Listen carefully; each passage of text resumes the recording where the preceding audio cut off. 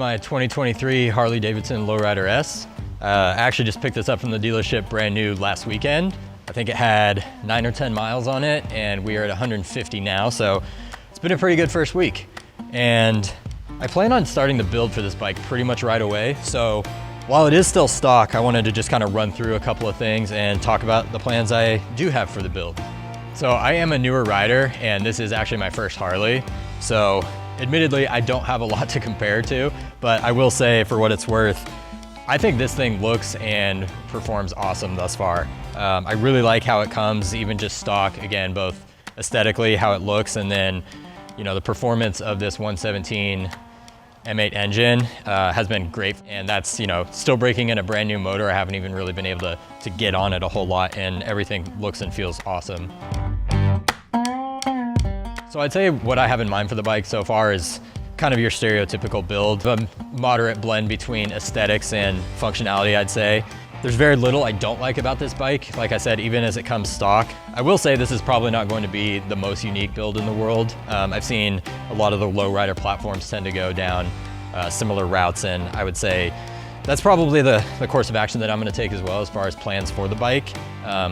If it's not the most unique build in the world, as long as it's something that I enjoy, that's all that matters.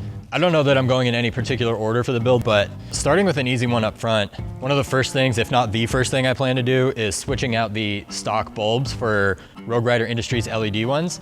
The orange caps don't look really all that great, and from what I've seen online, the LED bulbs, just from a visibility standpoint as well as aesthetic standpoint, you know, safety is a huge reason, and they just look awesome. So that'll be one of the first ones. And then of course, the same bulbs will be going in the rear of the bike as well.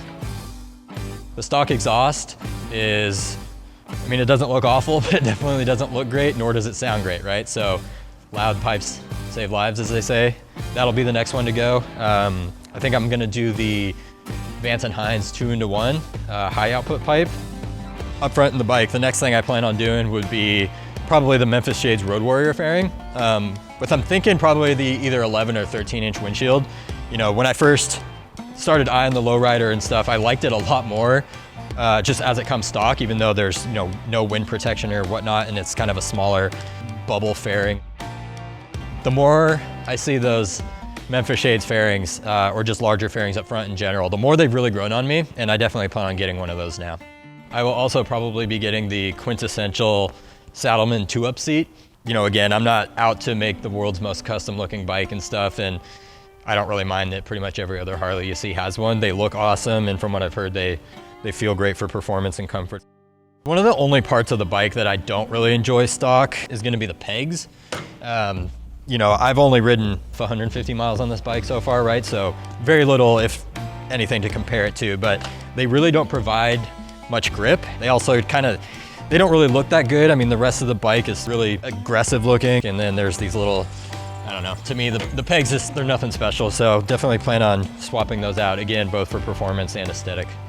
Also in this region of the bike, I'm sure at some point I'll probably swap out the brake lever and the shifter, just for something that, you know, is a little more aftermarket and better looking, but nothing that I'm in a hurry to do as far as priorities for the rest of the build goes. As far as a couple other small pieces I might switch out just to change the look a little bit is, I haven't seen that many black levers. I'm sure tons of people do it, so that probably doesn't mean much, but I think those could be kind of cool. And then the last couple of things I have in mind, maybe to just keep it a little bit more personal. I've seen a lot of different derby covers that people can get custom made, so maybe I'll design something cool for that at some point. And then in a similar vein of thought, definitely want to do the lay down license plate. It's a small mod, but it does change the way the bike looks a lot, I'd say.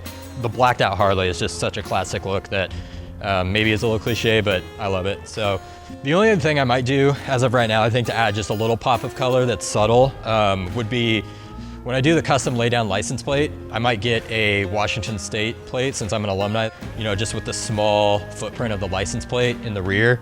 The black on crimson or black on red could be a really good, just little pop of color without really doing too much to take away from the blacked out look. So those are the plans I have, I think, right now for the lowrider.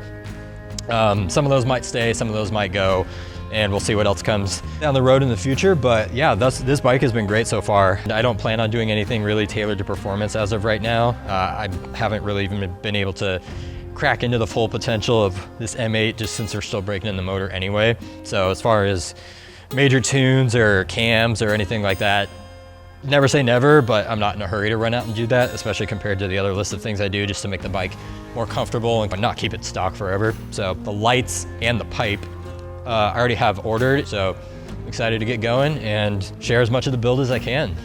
So everybody ride safe, and I'll see you out there.